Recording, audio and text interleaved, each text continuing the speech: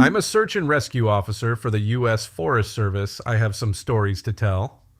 I wasn't sure where else to post these stories, so I figured I'd share them here. I've been an SAR officer for a few years now, and along the way I've seen some things that I think you guys will be interested in. I have a pretty good track record for finding missing people. Most of the time they just wander off the path or slip down a small cliff and they can't find their way back. The majority of them have heard the old "stay where you are" thing, and they don't wander far, but I've had 2 cases where that didn't happen. Both bother me a lot, and I use them as motivation to search even harder on the missing persons cases I get called on. The first was a little boy who was out berry picking with his parents. He and his sister were together, and both of them went missing around the same time. Their parents lost sight of them for a few seconds, and in that time, both the kids apparently wandered off. When their parents couldn't find them, they called us, and we came out to search the area. We found the daughter pretty quickly, and when we asked where her brother was, she told us that he'd been taken away by the bear man. She said he gave her berries and told her to stay quiet, that he wanted to play with her brother for a while. The last she saw of her brother, he was riding on the shoulders of the bear man and seemed calm. Of course, our first thought was abduction, but we never found a trace of another human being in that area. The little girl was also insistent that he wasn't a normal man, but that he was tall and covered in hair, like a bear, and that he had a weird face. We searched that area for weeks. It was one of the longest calls I've ever been on, but we never found a single trace of that kid. The other was a young woman who was out hiking with her mom and grandpa. According to the mother, her daughter had climbed up a tree to get a better view of the forest, and she'd never come back down. They waited at the base of the tree for hours, calling her name before they called for help. Again, we searched everywhere, and we never found a trace of her. I have no idea where she could possibly have gone, because neither her mother or grandpa saw her come down. A few times, I've been out on my own searching with a canine, and they've tried to lead me straight up cliffs. Not hills, not even rock faces. Straight, sheer cliffs with no possible handholds. It's always baffling, and in those cases, we usually find the person on the other side of the cliff, or miles away from where the canine has led us. I'm sure there's an explanation, but it's sort of strange. One particularly sad case involved the recovery of a body. A 9-year-old girl fell down an embankment and got impaled on a dead tree at the base. It was a complete freak accident, but I'll never forget the sound her mother made when we told her what had happened. She saw the body bag being loaded into the ambulance, and she let out the most haunting, heartbroken wail I've ever heard. It was like her whole life was crashing down around her, and a part of her had died with her daughter. I heard from another SAR officer that she killed herself a few weeks after it happened. She couldn't live with the loss of her daughter. I was teamed up with another SAR officer because we'd received reports of bears in the area. We were looking for a guy who hadn't come home from a climbing trip when he was supposed to, and we ended up having to do some serious climbing to get to where we figured he'd be. We found him trapped in a small crevasse with a broken leg. It was not pleasant. He'd been there for almost 2 days, and his leg was very obviously infected. We were able to get him into a chopper, and I heard from one of the EMTs that the guy was absolutely inconsolable. He kept talking about how he'd been doing fine, and when he'd gotten to the top, a man had been there. He said the guy had no climbing equipment, and he was wearing a parka and ski pants. He walked up to the guy, and when the guy turned around, he said he had no face. It was just blank. He freaked out and ended up trying to get off the mountain too fast, which is why he'd fallen. He said he could hear the guy all night, climbing down the mountain and letting out these horrible muffled screams. That story bothered the hell out of me. I'm glad I wasn't there to hear it. One of the scariest things I've ever had happen to me involved the search for a young woman who'd gotten separated from her hiking group. We were out until late at night because the dogs had picked up her scent. When we found her, she was curled up under a large rotted log. She was missing her shoes and pack, and she was clearly in shock. She didn't have any injuries, and we were able to get her to walk with us back to base ops. Along the way, she kept looking behind us and asking us why that big man with black eyes was following us. We couldn't see anyone, so we just wrote it off as some weird symptom of shock. But the closer we got to base, the more agitated this woman got. She kept asking me to tell him to stop making faces at her. At one point, she stopped and turned around and started yelling into the forest, saying that she wanted him to leave her alone. She wasn't going to go with him, she said, and she wouldn't give us to him. We finally got her to keep moving, but we started hearing these weird noises coming from all around us. It was almost like coughing, but more rhythmic and deeper. It was almost insect-like. I don't really know how else to describe it. When we were within sight of base ops, the woman turns to me, and her eyes are about as wide as I can imagine a human could open them. She touches my shoulder and says, "He says to tell you to speed up. He doesn't like looking at the scar on your neck." I have a very small scar on the base of my neck, but it's mostly hidden under my collar, and I have no idea how this woman saw it. Right after she says it, I hear that weird coughing right in my ear, and I just about jumped out of my skin. I hustled her to ops, trying not to show how freaked out I was, but I have to say, I was really happy when we left the area that night. This is the last one I'll tell, and it's probably the weirdest story I have. Now, I don't know if this is true in every SAR unit, but in mine, it's sort of an unspoken regular thing we run into. You can try asking about it with other SAR officers, but even if they know what you're talking about, they probably won't say anything about it. We've been told not to talk about it by our superiors, and at this point we've all gotten so used to it that it doesn't even seem weird anymore. On just about every case where we're really far into the wilderness, I'm talking 30 or 40 miles, at some point we'll find a staircase in the middle of the woods. It's almost like if you took the stairs in your house, cut them out, and put them in the forest. I asked about it the first time I saw some, and the other officer just told me not to worry about it, that it was normal. Everyone I asked said the same thing. I wanted to go check them out, but I was told, very emphatically, that I should never go near any of them. I just sort of ignore them now when I run into them because it happens so frequently.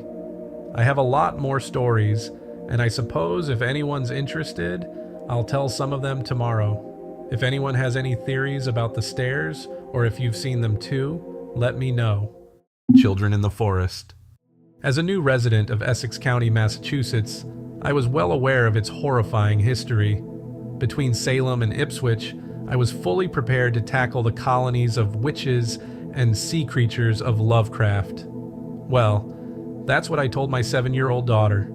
Being alive at this point in history has its upsides, such as having the highest life expectancy in human history. But there are also downsides, like having a daughter who has access to the internet.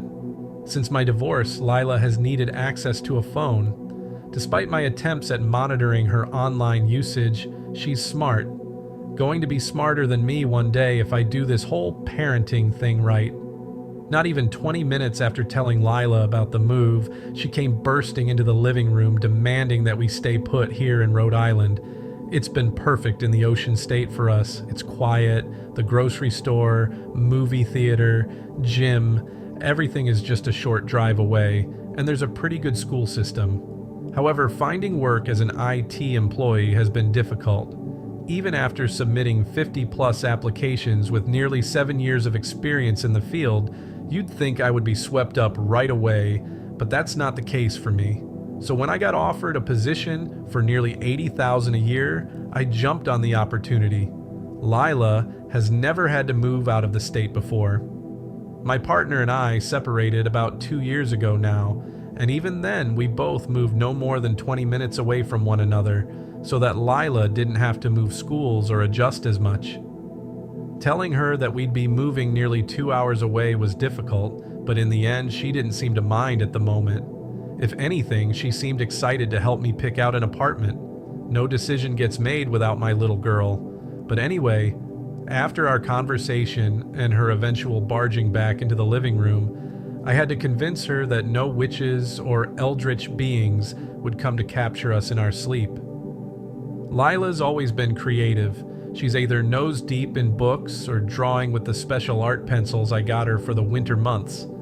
After some quick thinking, it seemed like only a potion could keep us safe, so I quickly made my way to the kitchen to create a protection spell. Nothing some good old showmanship couldn't create. Some pink lemonade, ginger ale, a small splash of Tabasco sauce, and some fancy glasses would do just fine. I don't think the spice was all that necessary, but it seemed to create a nice little extra dash of realism that made Lila's face pucker up when she downed the potion. Just like that, we were safe in her little world. We moved right at the end of June. I wanted Lila to have the time to adjust to the new state and not immediately have to jump right into being the new kid at school. Our new townhouse was nice. It had 2 bedrooms and 2 bathrooms, perfect for the 2 of us. The kitchen was spacious and the living room offered plenty of space for both of our random hobbies and activities. What I really enjoy is the amount of space there is behind the townhouse. There's a lot of natural beauty in the area, with plenty of trails and bike paths to choose from. Lila currently has the goal to become a soccer player, so having plenty of yard space proved to be a nice bonus for us both. I would never let her go out there unsupervised, of course, but I'm home often enough that she doesn't complain. On the downside, there was the occasional field mouse that would find its way into the walls, and the landlord would have to set out traps to keep them from causing too much damage. Like I said earlier, I was lucky enough to get an IT job at one of the local colleges. I'm sure you could figure it out if you dig hard enough, but I'll try to maintain some level of privacy. The college has a daycare and youth program that gets taken out of our paycheck if an employee is interested in the facilities. Seeing as we now live a few hours away from Lila's last babysitter, this was really the only option.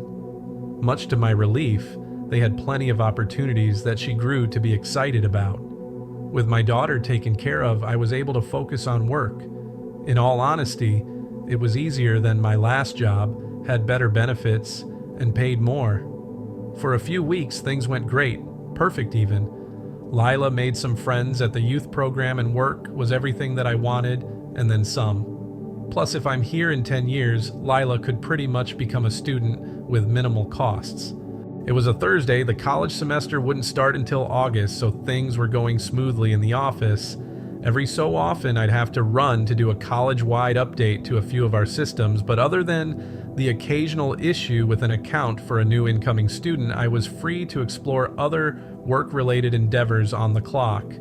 Because of a power outage, we were able to leave the office early for the day, only by 2 hours, but getting out at 3 is much better than at 5 p.m. rush hour. Lila is more than excited for the change of plans. When I propose we hike one of the trails behind our townhouse, her response nearly deafens me with her shriek.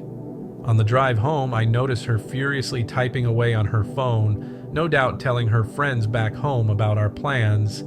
It's around 80 degrees, but there's a nice wind that provides a nice breath of fresh air. The trail is almost entirely shaded, so luckily for us, we won't really have to worry about sunscreen. It's the moments like this that I live for, really. Everything I do is for my little girl. Each giggle, every smile, makes everything I do worth it. When we get home, we rush into the house to change into appropriate workout clothes. I cannot wait to take off my polo shirt and pants and switch them out for a loose shirt and shorts. Lila waits patiently in the living room for me, nose deep in her phone, not even realizing when I stand in front of her. I laugh and say, "Seems like outside time is just what you need right now." "Sorry, Dad, I'm just texting with my friend right now." "I'm just glad you have some friends to chat with. You meet them from the youth program?" I don't want to be nosy, but it's my job as a father to be, of course. His name is Jay. We met outside when Miss Sarah took us out for tag. She stands from the couch and leaves her phone on the small table beside her. "I'm ready when you are, Dad. You always take so long to get ready." I jokingly roll my eyes, and this gets a giggle out of her, and I'm soon chasing her to the front door. It's true. When we get home, I take off my tie and just sit at the edge of my bed for a moment to close my eyes and take a few deep breaths. It's tough being an adult. Sometimes a moment alone can be a lifesaver. Lila runs ahead of me and I jog after her. I'm not really worried that she'll run out of sight. There's not really anywhere she could go off to, but even so, she always stays in my line of sight. We make our way onto the well-worn path and I take a nice deep breath of fresh air. Pollen coats the air and I can tell that flowers are sprouting up nearby. It just smells fresh and healthy out here. We go at our own pace and take in the surroundings. Every so often, Lila will ask me about a random flower that she sees or questions me about what type of bird might be calling. More often than not, I don't have the real answer to her questions, but a good response of, "What do you think it is?" more often than not satisfies whatever answer she is looking for. We must have been walking for close to an hour before we start circling back towards home. We didn't make it all that far in all honesty, but that just means we have less of a distance to walk back. The both of us have been quiet for a little bit, enjoying the peace when a sudden feeling of concern goes through me.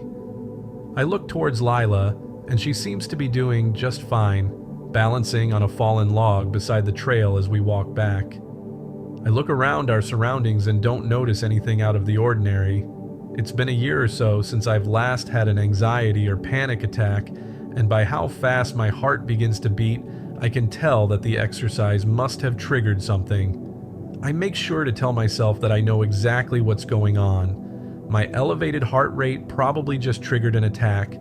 There's no need to be concerned. It's a beautiful day, and if I need to sit down, I can sit down. I've told Lila about this type of situation and what to do. Just take it easy, don't panic, be calm, and get an authority figure if needed. When I pull myself out of my inner thoughts, I'm caught off guard when Lila isn't in front of me. I stop and immediately turn around, spotting her standing just off the trail and staring into the woods. "You okay? What's going on?" I try not to let my panic show in my tone. When she doesn't respond, I walk over to her and kneel down. "You good, sweetie?" Her face looks pale, like all the blood has drained from it. I fix my gaze to where she is looking, but don't spot anything. "What is it? You're starting to worry me?" After opening and closing her mouth a few times, she says, "There were kids out there, but they..." She couldn't finish what she wanted to say, and finally turned to look at me. "Daddy, I want to go home." That's when I knew something was really wrong. She hasn't called me that for a few years now. An immeasurable sense of dread washes over me. It feels like something is watching us. Occasionally, there are mountain lions and sometimes brown bears in the area, but this feeling is something entirely different. I snatch up Lila and she wraps her arms and legs around me, burying her face in my shoulder. I take off down the trail back towards home. "Lila, I need you to tell me if something is following us." I snap, eyes darting to each side of the trail. I feel her head move up and she immediately shrieks, "Dad!" I plant my feet in the ground and quickly turn around, ready for whatever it may be. My gaze tilts down and no more than 5 feet away from me are 2 small figures, both of them young children, one boy and one girl, standing in front of me, both of them looking no more than 14. It's like I can feel their presence as they stand unflinching. Right away, I can tell that the dreadful feeling is emanating off of them in waves. They are both wearing long sleeves and pants with no definitive branding or anything on them. Even so, with the skin that is exposed, they look sickly pale in the shade of the trees. They are just children. They can't do anything to me. But then why am I so terrified? It's like I'm caught in the view of a deadly predator. "Well, what do you want? Are you lost?" I ask. It's clear that they are the ones controlling the situation. At the same time, both of them speak with a dull buzz coating their words. "We lost our friend. Have you seen her?" Their voices don't have the tone of a question, more like they already possess the answer. "We haven't seen anyone. It's just been me and my daughter." I force the words out of my throat. "She can be our friend." They speak at the same time again, taking a step towards us. My eyes widen when I finally meet their gaze. Their eyes are an endless void of black, taking in whatever sunlight dribbles across their orbs and reflecting nothing back. All I can bring myself to say is, no, she can't. My body is trembling and I can feel Lila's nails digging into my neck. I hesitantly take a step back, keeping my eyes locked on the pair. When they don't do the same, I take another. I keep walking backward, afraid to even blink and have them leave my vision. Eventually, I'm forced to, and when I open my eyes, they are gone from sight. When we make it back to the apartment, I immediately lock the door and call the police. Each step away from where we saw the kids, the feeling of dread lessens. I'm not sure what to tell the cops other than 2 lost kids were roaming the woods looking for their friend. I give them the best description I can, but I can't bring myself to tell them about their eyes. The rest of the day goes without incident, but that doesn't stop me from being on full alert. I wait for a knock on the door, or for that horrible feeling to come back, but it doesn't. The TV stays on the rest of the evening. I'm afraid of sitting in silence, and I think Lila appreciates it too. Even she stays in the living room with me the rest of the day rather than disappearing into her room. I don't even say anything when she gets lost on her phone.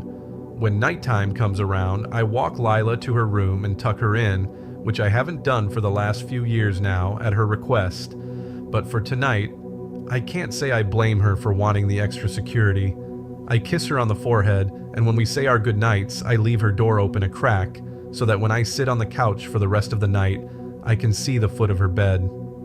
10 p.m. rolls around, and instead of crawling into my bed, I make myself comfortable on the couch. I can't shake the feeling that something more is supposed to happen. Lila saw the black-eyed children too, so I know it's not my imagination. With the blinds closed and all the windows and doors in the house locked, we are as safe as we could possibly be. Because we share a wall with the neighbors, a good shout would be able to alert them if anything did happen at all. They were just kids. It's not like they could do anything. 11 p.m. rolls around and I'm tossing and turning on the couch with the possibility of sleep seeming like a fantasy. Every so often I check on Lila and she's fast asleep. I have to get up around 6, so I'm not looking forward to the lack of sleep I'll have for tomorrow, but I've done worse before. 1 a.m. rolls around and I am staring daggers into the ceiling. It feels like I'm next up to bat at the World Series and it all comes down to me. I know it's all from earlier, but I just can't shake this nagging feeling of I don't even know what to call it.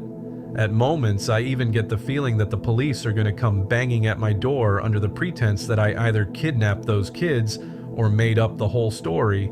It doesn't help that another field mouse must have burrowed itself into the wall because there's a slight scratching noise every so often. I'd rather deal with the mice than whatever this night was. Another episode of my show ends and I've given up sleeping at this point. I know I'll have to call out tomorrow, but at the very least, if Lila was still interested in going to the youth program, I could tap. In the silence of the credits, a minuscule noise barely whispers into my ears. Tap. I wipe whatever fuzz could be in my ears and mute the TV, daring for the noise to happen again. My heartbeat lightly drums in my ears, but much to my annoyance and relief, the noise doesn't happen again. I sigh, standing up from the couch. At the very least, I could try and grab a book maybe and do some reading. Anything that will help me with tap, tap, tap. I freeze in place. It's not in my head. I know I just heard that come from somewhere. I rush to the front windows and push them aside. Outside, all I can see is the well-lit walkway outside the house and my pale reflection staring back at me. I let the curtain fall, trying to swallow the concern that's making me want to empty my stomach. There's the faintest sound of hushed breath, and in the quiet of the night, it may as well be alarm bells. So, this is it, I think. This is how I finally go mad in this world. A sharp creak immediately brings me back. It was the sound of a window opening. I sprint to Lila's room, cold sweat coming down my forehead as I push the door open. She's kneeling on her bed facing the window, curtains swept aside and frozen in place. She's opening up her bedroom window, and for a few seconds, I see someone standing outside. The three of us freeze in place. For just a few seconds, we all pause, looking at one another like deer in headlights. One immediate thing became clear. That was not a child outside her window, but an adult man. Before I can consciously make a move, my instincts take over and I rush over to the window. The man dashes away before I slam the window closed and lock it. Lila immediately starts crying and I take her into my arms. Over the next few days, I quickly came to realize just how close I became to losing my daughter. The second week after we moved here, Lila made herself a new friend at the youth program. His name was Jay, and he was the groundskeeper for the college, at least that was his cover. Most days of the week, Jay would come visit the college and make his rounds around campus, always making sure to say hi to his little friends whenever they were out. He'd wait and sit on a bench just outside of view from where they went out to play tag and get their outside time. He'd offer them little gifts or snacks. He always had a uniform on, so he was a trusted adult. When I took Lila's phone, they've been exchanging messages for weeks now. He'd send her photos of animals, message her goodnight, say things to her that make my skin crawl just talking about it. The night he came to the house, he told her that he'd be taking her to a special stargazing event. She wouldn't be allowed in if she told me. No adults allowed. It was something just for the kids. And him. The police were able to find the identity of who Jay truly was. His real name was Thomas, and he wasn't a groundskeeper at the college. He was a failed farmer who lived on the outskirts of the state, never holding down a job for too long. They raided his home, but it was empty by the time they got there. He had a barn where police found evidence of other kidnappings, but they were never able to find what he did with the other children he took or how many children he ended up keeping there. He knew everything about our schedule. When we left, when we went home, what days of the week I had off, he knew about the divorce. Everything needed to steal my baby girl away from me. He would have succeeded.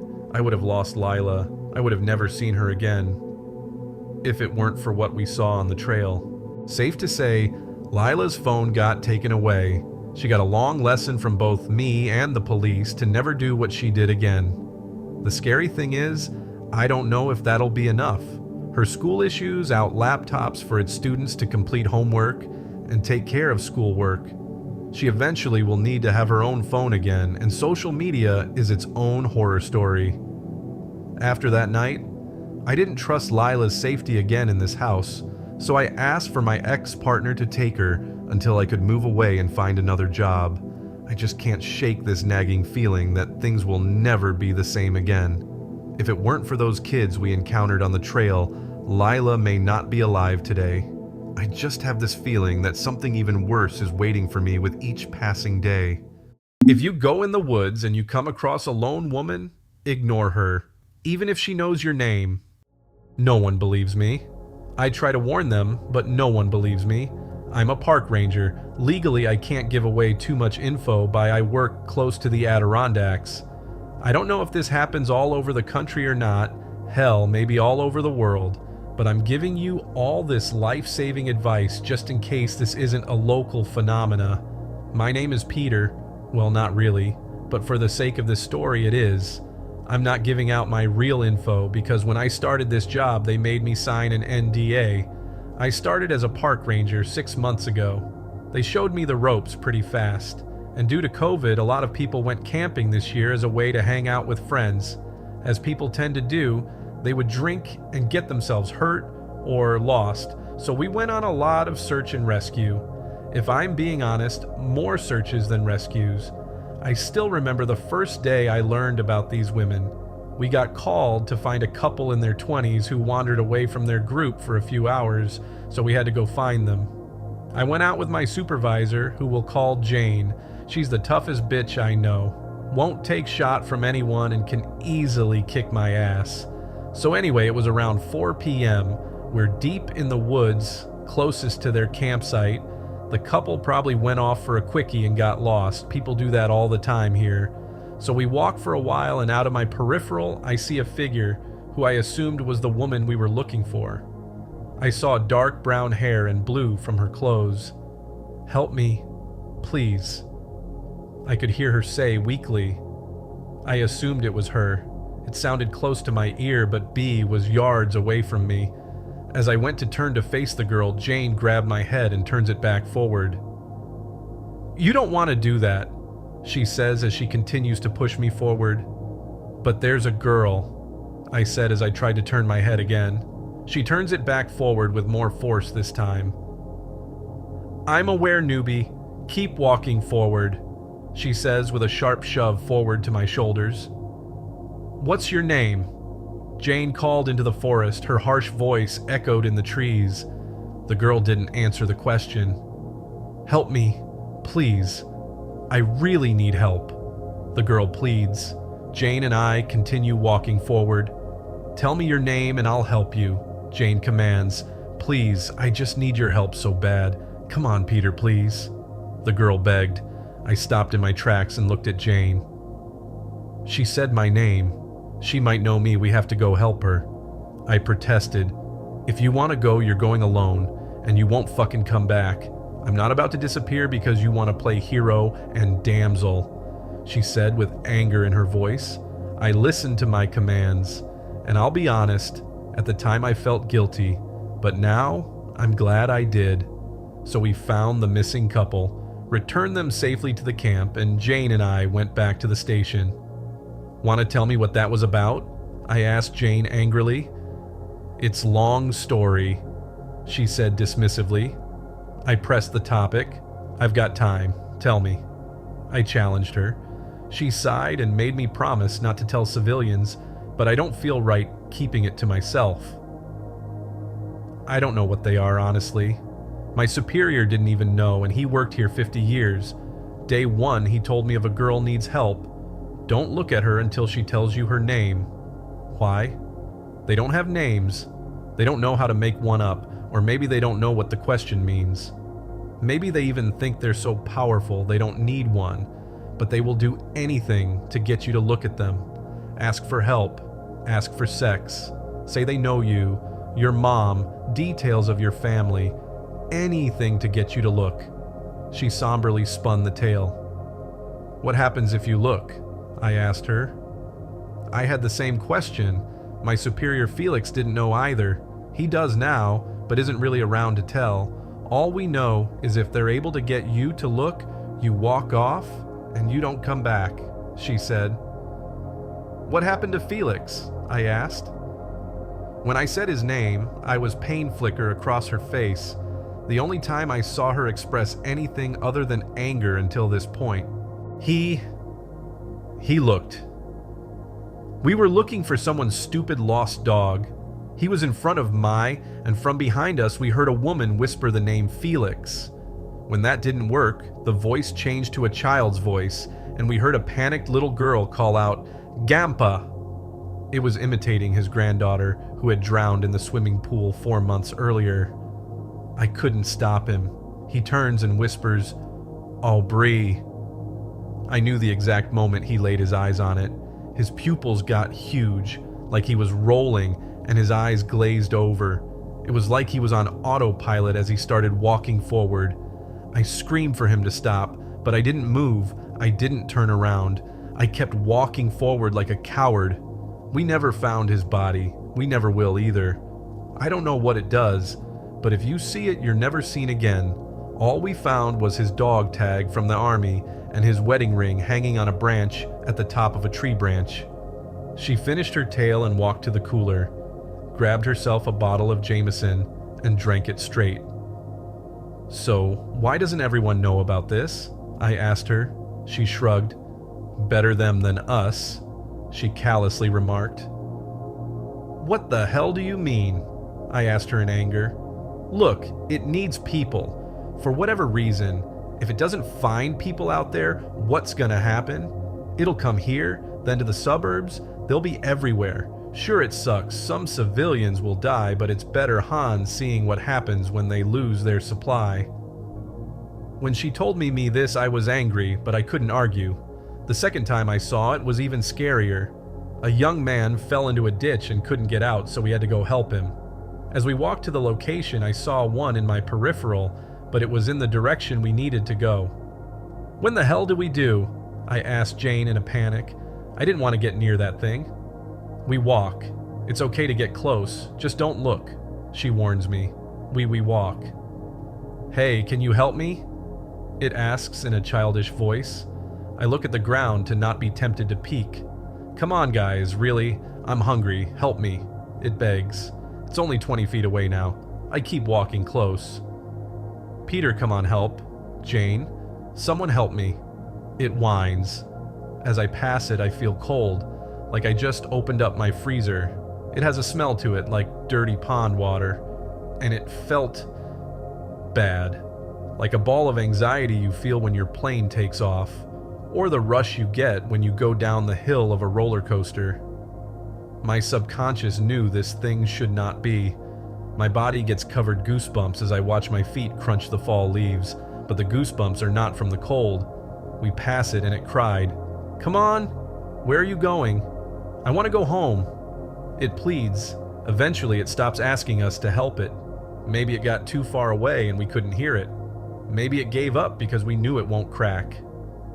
I don't know. I don't really understand this thing, or maybe things much at all. I have many more stories of these things, but this isn't story time. Maybe I'll post some other times if they don't bust my ass for posting this. I'm at a public library hoping they can't trace this back to me. Jane won't snitch. I trust her. In the 6 months I've worked here, 100 people went missing without a trace. 100. The cops pay us off to say it was an accident or animal or drowning, and that's only the area I survey. I can't imagine how many statewide, countrywide, worldwide. At least, if an animal eats you, it'll leave bones as evidence. This thing got 100 people. I can't stand by and let this keep happening. I won't be complicit in people going missing like this, so please, especially around the Adirondacks, if a girl in the woods is alone and needs help, or wants to talk to you, don't look until it gives you a name. I don't know what happens when it gets you. I never want to find out, and I never want you to find out either. Stay safe and take care of each other, please. Peter. My buddies and I went camping in a remote forest. We found a child wandering in the dark. I'm in a crappy band with some old high school buddies. A few weeks ago, our bassist, Pierce, informed the rest of the band that his parents had flown to Europe and left their house for us in Fort Collins. His dad is a sound engineer and has a recording studio in the house. We were ecstatic, so we packed light and made the drive from California to Fort Collins, ready to track a backlog of 8 songs we'd been sitting on. It was mid-spring and the mountains looked like they were jutting from oceans of blue and yellow wildflowers. The drive was long, but it was nothing short of spectacular. In fact, it was so beautiful that one night after a recording session, Pierce suggested we go camping. I laughed at the idea. They all knew I'd had a somewhat negative experience in the Colorado Rockies a few years ago. But Ronnie and Jeff jumped on board and insisted I not be a wet blanket about it. Pierce recommended some vanilla tent camping at the foot of the mountain, but Ronnie had a bright idea. He wanted to do some astrophotography, and for that he said, "We need to go to a place that's really dark." So he spent some time Googling and discovered Comanche Peak Wilderness, a remote section of a popular national park. "What a great idea," I remember chirping. Why, surely nothing could go wrong. Of course, shit did go wrong, and it started on the drive up there. People always forget that evening begins at around 3 p.m. in the deep woods.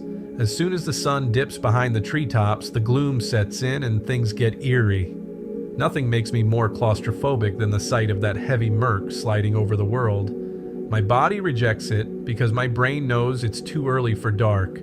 I was on edge the second the paved road gave way to dirt. The other thing people forget is just how loud the woods are at times and how silent they become at others. The contrast between them can make your head spin. One moment it's a symphony of owls and crickets and toads, then a branch will snap or thunder will crack, and suddenly you're wondering if you've gone deaf. And then of course, if you think about it too much, you realize just how full the darkness is with all those watchful eyes. We went in as deep as we could. We ditched Pierce's truck on the side of some forgotten road and hiked about a half mile into the trees. There was no trail. We followed the GPS to a tiny lake nestled somewhere uphill, where Ronnie could set up his cameras and get a clear view of the sky. We hadn't crossed a solitary soul after entering the preserve a few hours prior, and I felt apprehensive about the fact that no one knew where we were. By dusk, we'd set up the 2 tents Pierce had borrowed from his parents. We made a small bonfire pit between them and strung all our food up in the trees like you're supposed to. Ronnie set up his cameras along the shore, and then we waited for nightfall. My anxiety worsened as darkness ate away at the sky. The guys didn't notice, they drank and smoked and carried on, and right when the world went black, leaves began to crunch in the distance behind our tents. A girl emerged from the tree line and stopped at the edge of our little clearing. This girl was probably 8 years old and wore a white dressing gown, like she'd just woken up. She had platinum blonde, almost white hair, and skin so pale she looked like a ghost in the firelight. She wasn't carrying a flashlight or anything. She'd been walking in pitch-black woods. She squinted at our fire as if it annoyed her, and let out a few wet coughs. We all just stared at each other in confusion while she studied us. There were no roads or trails in this area. This was not a campground. Her presence made no sense. Jeff eventually called out to her, asking if she was okay, and she replied, "My mom's sick. Can you guys come help us?" Where is she?" Jeff asked. The girl just pointed into the forest. The trees and shadows and mist clustered together to form a great big wall of nope. I gave Jeff a subtle, "fuck no" headshake. I might be a coward, but I'm not about to get disappeared by some malevolent wood pixie. Ronnie stood up and asked the girl if they were camping, or if they had a house or what. The girl just said, "She's really sick, just follow me." She started coughing again. At this point, all 4 of us could sense that something was wrong. Pierce, probably the cleverest of us, invited the girl to come warm up by the fire and explain what was going on. I think he knew she'd decline.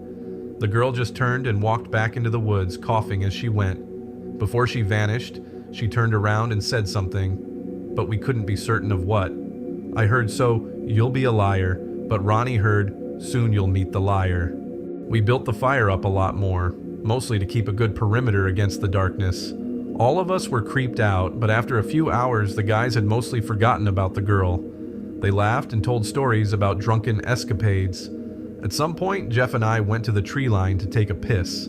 I walked about 10 steps into the woods and blasted the dark with my flashlight, Jeff following closely behind. I wanted to see if there was a clearing on the other side, or a footpath the girl might have followed. But there was nothing, just a snarl of impassable trees. We heard Ronnie shouting something, so we jogged back to the fire and saw him examining the southern edge of the clearing. That was the direction we'd left the truck in. Pierce said as we passed by, "He thinks he heard more footsteps." I heard them too. Standing next to Ronnie, I could make out a new pair of feet trampling the leaves in the dark. It was louder than the girl had been, probably bigger. "Show yourself," Ronnie shouted again. "We are armed." To my surprise, a woman answered him. She laughed and said, "Don't shoot, just a hiker."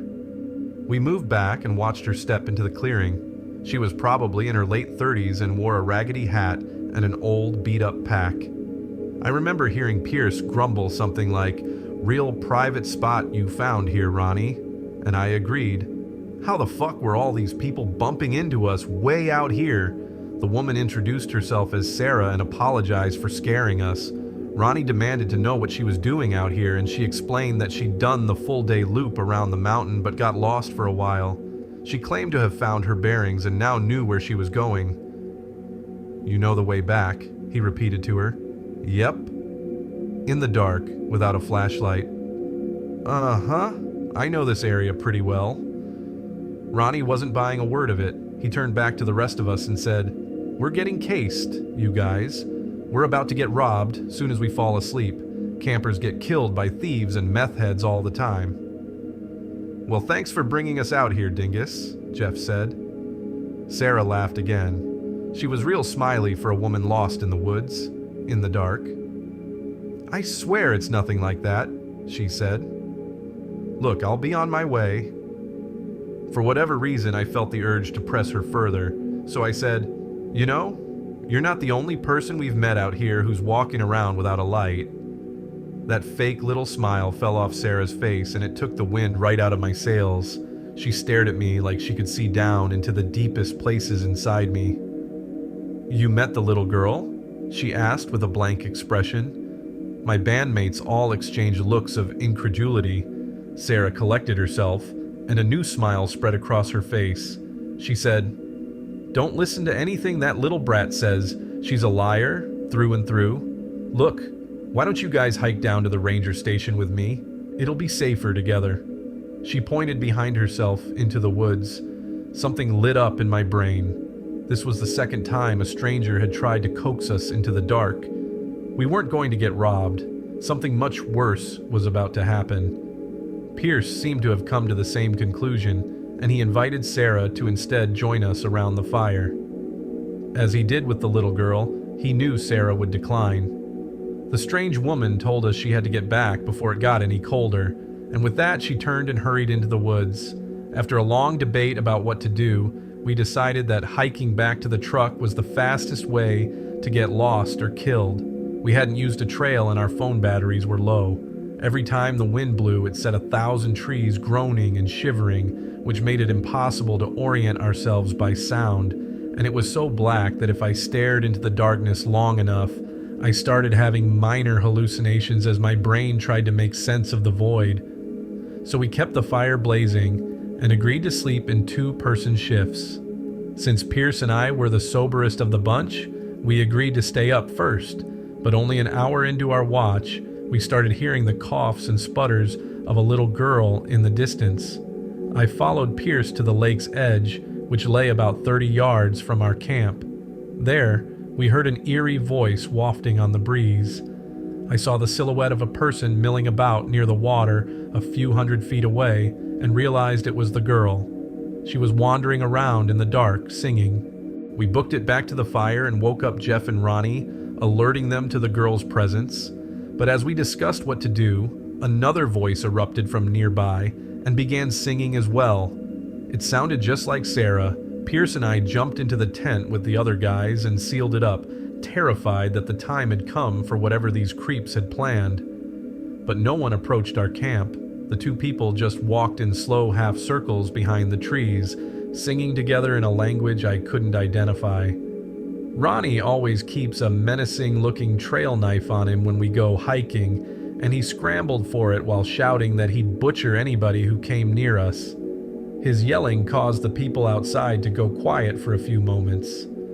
I pulled out my phone to record some of the voices, but my hands were shaking so hard I could barely operate it. I caught a bit of the girl, but then something even weirder happened. None of us are certain of how many people were in those woods, but we heard a third voice at that moment. It was deeper and guttural, like the sound of some night predator stalking around in a jungle. I'm not certain the noise was made by a person.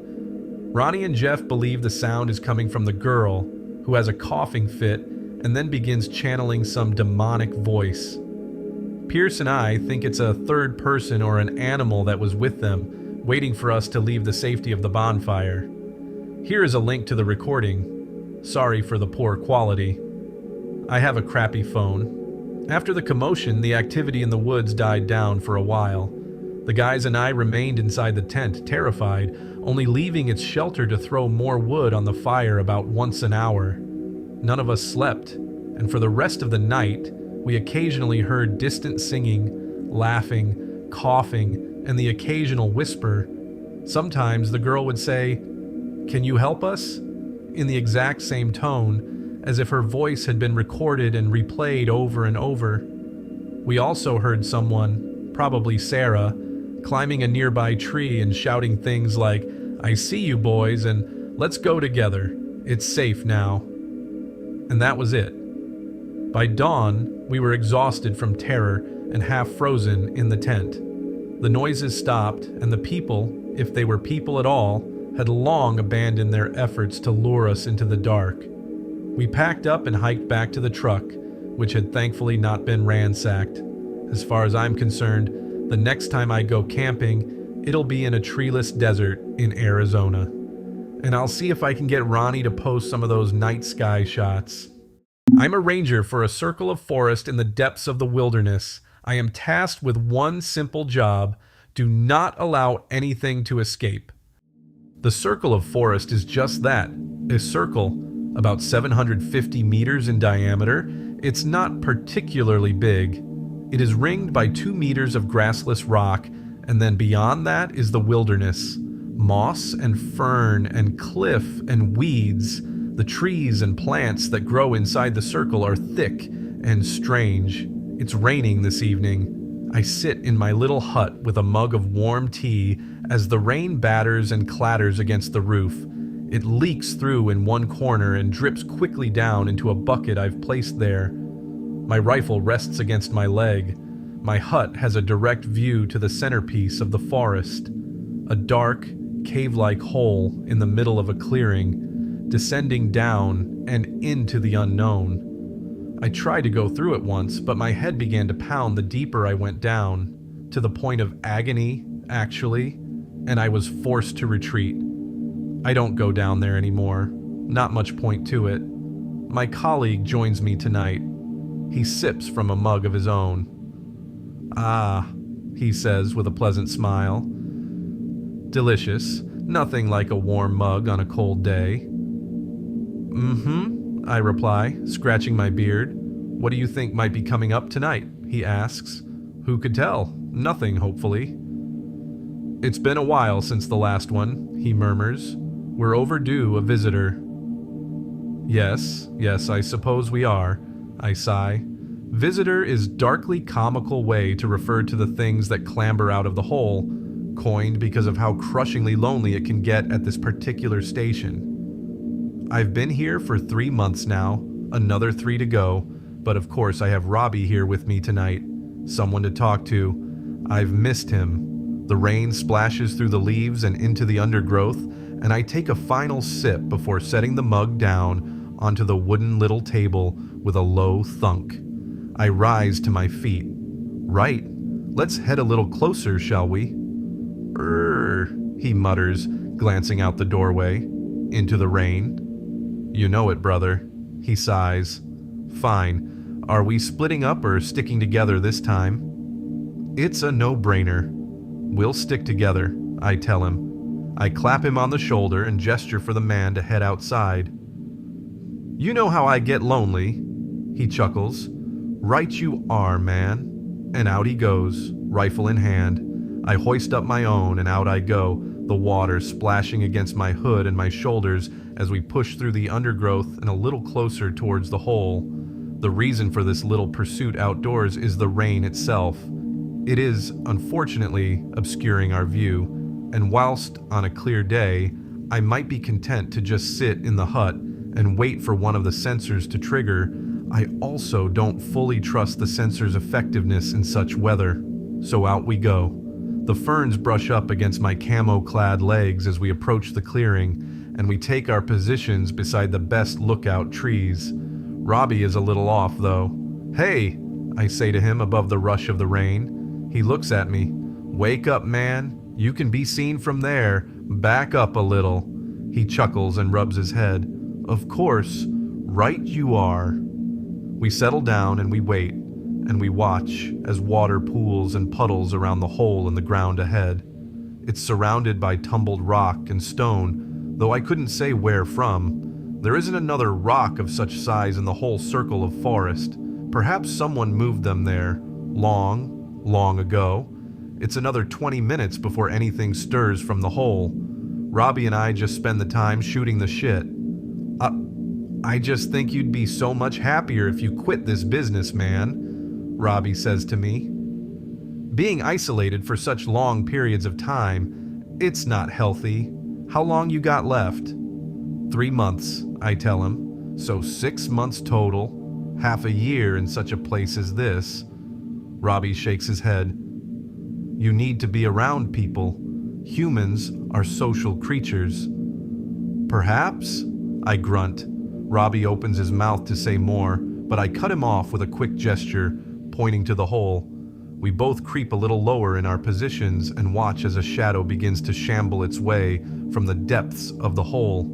The thing is covered in slime and chatters as it appears.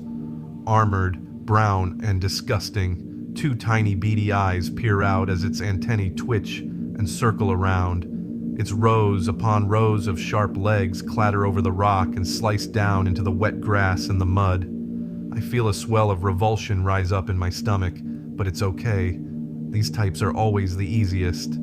I raise my rifle, Robbie does likewise, and the abomination is riddled with quick holes, its shell and flesh bursting out into the undergrowth as it screeches in fury.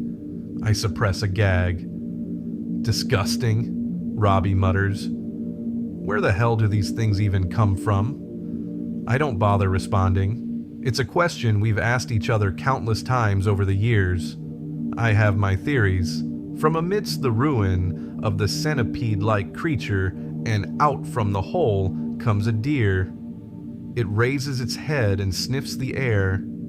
I raise the rifle, and the deer bolts, bouncing and speeding away over the undergrowth. "Fuck!" I shout, hesitating as I look between the deer and my colleague. I point at him. "Watch the damned hole! I'll be back!" Yeah, chance would be a fine thing. But the deer is the priority for now. I take off between the trees after it. I raise the gun and fire, exploding a branch as I do so. The deer still hops speedily away. They aren't usually this fast, these things. I stumble after it, leaping over ferns and bushes, and the deer makes the mistake of turning sideways to try and ack away from me. I take the opportunity to raise the rifle to my shoulder, firing again, with a better chance of hitting, and this time I strike.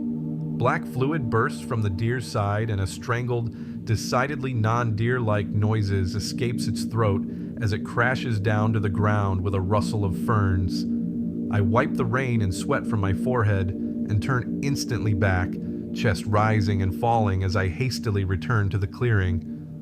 I approach from the opposite side this time, and I raise a hand to Robbie, but just as I expected, the man isn't looking. His interest is elsewhere, staring off into the woods. He rises to his feet. "Robbie!" I shout at him, and he swivels to look at me. "Were you watching the hole?" The man does not respond, and movement at the clearing's edge catches both our attentions. An anxious-looking man with a backpack and waterproof trousers shuffles out from between the trees, a crumpled map in one hand. Hello," he says, looking between Robbie and I. I raise my rifle at once, and Robbie does likewise. I begin making my way around the clearing's edge towards my colleague, barrel of the weapon fixed carefully on the stranger. "What? Hey!" he says in alarm, putting up his hands. "I don't understand. You guys are rangers, right? I'm not a poacher or anything like that." He forces out an awkward laugh. "I'm just lost, honestly. Literally. I'm literally lost." "Where are you from?" I ask him. I'm sorry?" the man replies, adjusting his glasses. I didn't realize I had an accent. A poor attempt at a joke. Another weak laugh. "Tell me where you're from right now, or I'll blow your head off," I tell the stranger plainly, as I reach my position beside Robbie. "Speak clearly." I'm from Obdebrand," the man mutters. "What?" I reply, jerking the rifle. I said, "Speak clearly." Obdebrand," the man replies, raising his voice, the terror in his face quite evident. "That isn't a real place," I tell him. "What country?" I don't... "What damned country?" "This country, obviously. Please, this isn't funny. Just let me go, all right? I'll find my own way. Please." I exchange a look with Robbie. "Tell me the name of any country, hiker. That's all I want to know." The man shakes where he stands as the rain pours down through the trees. He stutters and mutters, and eventually he manages to speak, though his words are a string of nonsense. I take quick aim and pull the trigger, and a hole appears in the center of the man's forehead.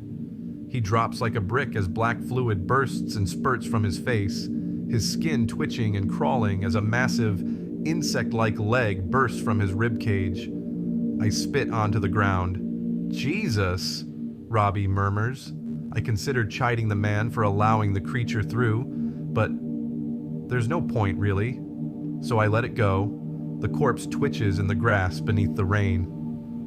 Abda-brand, Robbie repeats. Do you think it's a real place, or did he just make it up? A random combination of sounds? Who can say, man? I reply, shrugging. Your guess is as good as mine. Robbie says nothing further. We sit side by side and watch the hole for another 30 minutes. We are quieter this time, but still, it's nice just to have his company.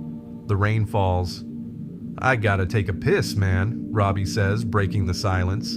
He clambers to his feet. Hey, well, don't go too far. Just piss right there. Eh? I need you alert and active, my man. Just piss right there. Robbie hesitates and gives me a look before shaking his head. All right, man. I'll try not to turn around too fast. Wouldn't want to hit you with my dick and knock you out. I chuckle as he relieves himself against the tree, a chuckle which is quickly lost as a horde of shadowy beings begin scampering out of the hole. Action, Robbie, I tell him. Quick, stay alert. The shadowy beings quickly take shape through the rain. They are all exact copies of myself. They don't make a break for the exit, they run to me. Fuck! Soldier! One of the copies shouts into my face, grabbing me by the shoulders. Jesus, thank God, you're alive. Right, come with us immediately. There's still time to get you to safety. I shove him away and raise the rifle. My copy stares at the barrel, then at me, and then swears and throws out his hands. Again? For fuck's sake, why does he keep doing this? He turns to another of my copies and gives him a light shove in the chest. Why won't he just come back? What are we doing wrong? I choose not to partake in this little piece of theater. I take aim and fire, bursting a hole in my copy's neck. Initially, the blood is red, which is rather worrying, but it quickly runs black as he falls, gasping to the floor. The other copies of myself all retreat in panic. There are 5 more of them. Robbie, one of them shouts, gesturing to my colleague. Tell him to come back already. We can't keep doing this. Robbie stutters and mutters, and I fire. The copy's head bursts open. Down he goes. 2 of the surviving copies attempt a hasty escape. Back to the hole, which I find interesting, but not interesting enough to spare them. Down they go, one after the other. Bang. Bang. 2 left now. They look at each other, and the closest holds out a hand to me. Listen, he says carefully as I reload. I know this seems impossible and scary. He's right. I'm fucking terrified, though I'm doing my best not to show it. These things really are getting creative. But you have to trust us on this, or at least hear us out, please. Do you have any idea how long you've been gone? The other copy shouts in anger. He's not gonna listen. It's just like last time. The closest copy stares right into my eyes. I don't care what the others say, he tells me. I will never leave you behind. I swore it once, and it's a promise I intend to... Bang! I blow the imposter to kingdom come. His comrade panics and slips on the wet grass as he tries to run, and I gun him down. His lifeless body thuds to the ground, his skin twitching in various and unsettling places, as if being pressed or stretched from the inside. I put a couple of bonus bullets in him for good measure. Robbie looks over to me and studies my face. Are you good, man? He asks after a moment. Yeah, I reply, lying. Yep.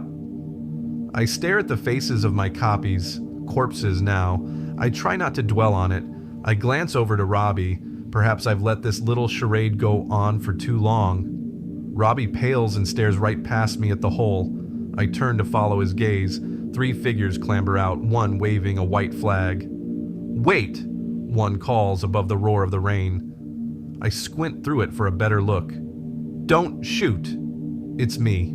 Again. Another copy, though this one is at least 2 decades older. A copy of Robbie is with him, similarly aged. A girl in her 30s walks with them, a fearful expression on her face and her hands raised. It's my daughter, a sick copy at the least and aged up like the others. I throw my hands out, exasperated. "What do you want?" "Listen to me, you fool," my elder copy shouts back. "This is the real me, the real you, and this is the real Robbie, the real Robbie."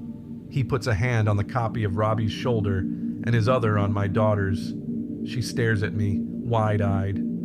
"He looks so young," she says. She calls over. "Dad, it's me. Do you remember? Please tell me you remember. Remember the trip we took to the beach? You took us to the coast on my 10th birthday. We saw dolphins." She reaches up to her neck and lifts a necklace with a smooth little shiny pebble attached. "You let me keep this pebble.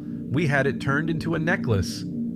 "Thing are about to change," my copy says to me, walking ever closer. "Things beyond your understanding, and the truths of this hole barely scratch the surface. It's a passage. I think you've realized this.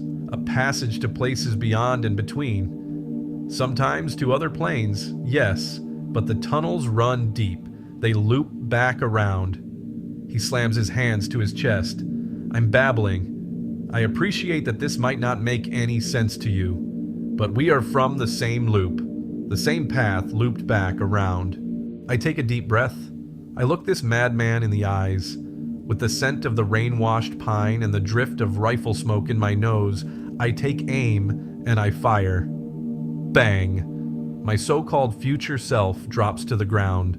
My daughter screams, and the elder copy of Robbie drops to his knees at the corpse. "No! No!" he cries, and I take him out as well. The copy of my daughter is the hardest. Shaking where she stands, she turns to stare at me, defiant, daring me to shoot in cold silence. "It doesn't have to be this way," she says, her voice wavering. I chew my tongue, and then I call her bluff. Bang! Down she goes. Just another leaking corpse. Robbie stares at the ruined bodies. The trees rustle in the rain as the blasts of the rifle ring in our ears. He looks to me. "How do you do it?" he murmurs. "How the fuck do you it?" I rub a sleeve across my eyes. "Do not allow anything to escape," I tell him. "It's a rule for a reason." "You do it so easily," he says quietly, the disgust in his voice quite clear. "Is that what you think?" I ask him. I turn to face him, my jaw set as the rain leaks from my chin. "Tell me, Robbie. Tell me if what I am doing is wrong. Should I be letting these things and these abominations out into the world? And where do they come from exactly? If where they're coming from is so great, then why leave at all? If there's something worse that's pushing them away, then that's all the more incentive to just keep shooting. I don't know which one of these horrors is the worst, so better safe than sorry." "What if they have something important to tell us?" he asks me. "Important? Fuck 'em. It's all tricks and lies. The second I let my guard down, I am lost. And speaking of which," I raise the rifle and point it at his head. He backs away. "Wait. Hold on." He laughs anxiously, then stops when he realizes that I am not kidding around. "You've gone mad," he says simply. "You've lost yourself in your head. It's me. It's Robbie. If the things that come out of the ground are benevolent, then why do they all lie? Robbie, why do they lie?" I don't know what you're talking about." "Oh, I think you do, my friend." I cock the rifle. "I've enjoyed your company tonight. I really have. You were a strong imitation, I'll give you that. But you've missed a crucial piece of information. You always miss something. Robbie is dead, long dead, died 2 years ago. He died defending the people of this place from an abomination that rose out of that yonder hole. So I'll be seeing you now." Robbie's face contorts into shock and surprise. "Please," he begins, and I put a bullet through his forehead with a loud bang. He crumples, down he goes, just like the rest of them, that terrible black fluid pouring out and over the grass, Oversized, yet still only half-formed insect legs burst from his shoulders and neck, twitching in the rain. I lift my face to the sky and take a slow, deep breath. When Robbie first appeared to me this evening from through the trees, I was too surprised to react. It was a potentially fatal mistake, but for one reason or another, the copy did not use his rifle to shoot me. If he was going to use it to kill me, he could have done so in that very first instant. He didn't. So after that, I just played along, keeping an eye on him. As I said, it gets real lonely up here, and I miss that man a great deal. The rain's letting up a little now. I watch as black sludge begins bubbling up from the hole's entrance, and I return to my hut, sitting down with a sigh in my chair as water drips from the branches and into the bucket beside me. The corpses will have melted away by morning. There won't be any more visitors tonight. The black sludge means that the tunnel needs time to recharge. I reach for my mug and take a slow sip of cold, miserable tea. 3 months down, 3 more to go.